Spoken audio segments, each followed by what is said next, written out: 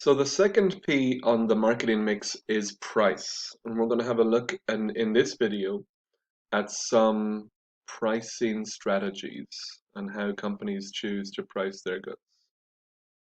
So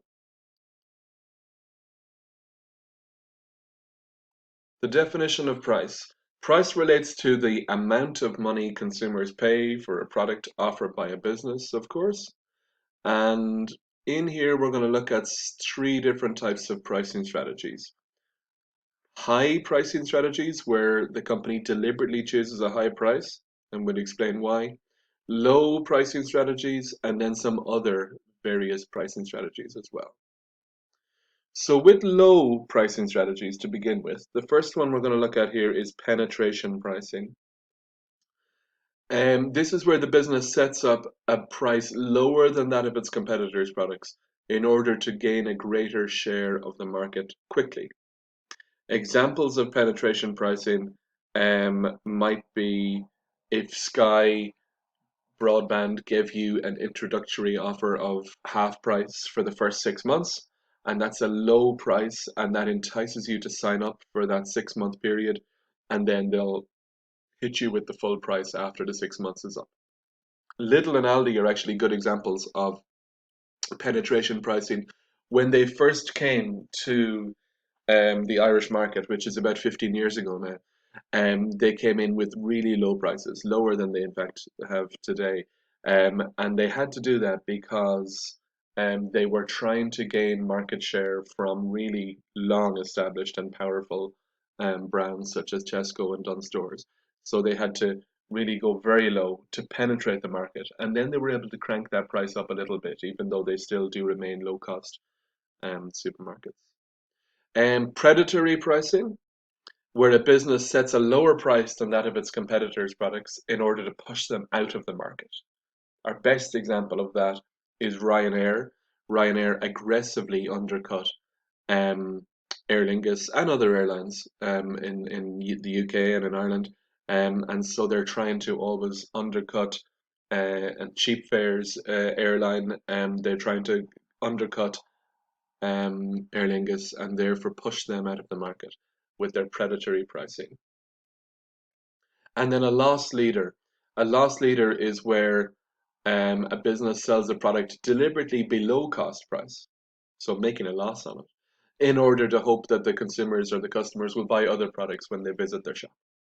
So supermarkets tend to do this around Christmas, where they will take alcohol, or they will take sweets, for example, confectionery. So they'll take a box of celebrations or heroes, and they will cut that price down to maybe like 4.99 or €5, and they will say that that is the cheapest one available, and that is perhaps even selling that at a loss.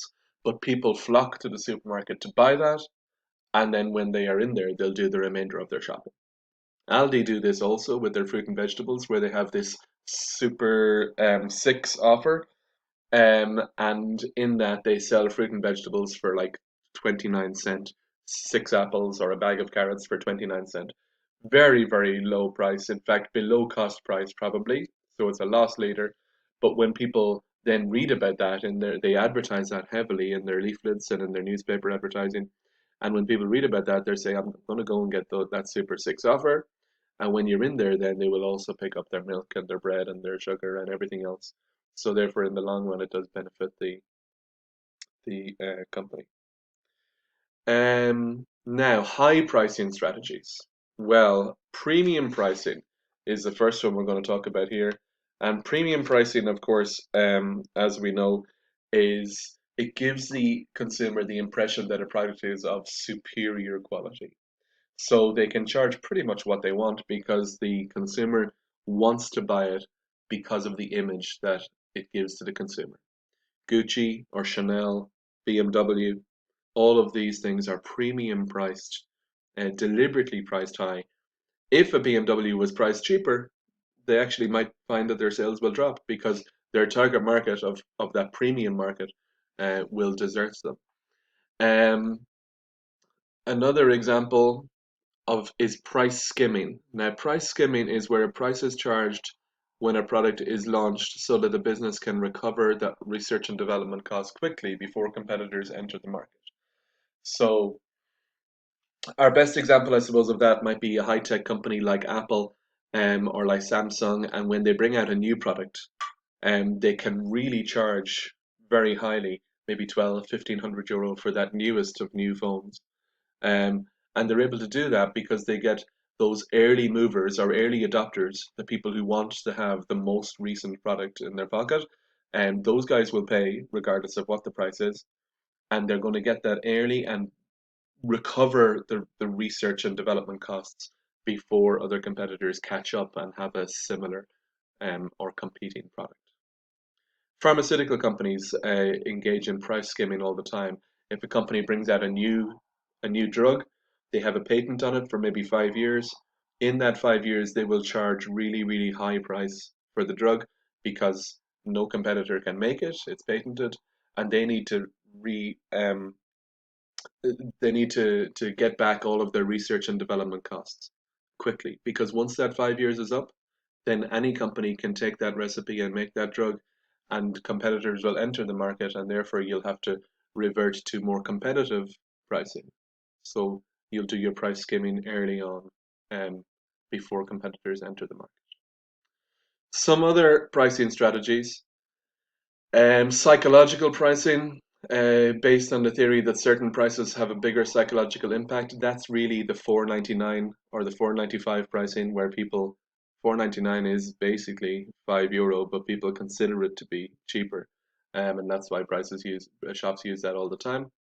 Markup pricing, typically used in manufacturing, where a business will look at how much it costs you to make a product and then will add on the percentage markup that they want to achieve on that.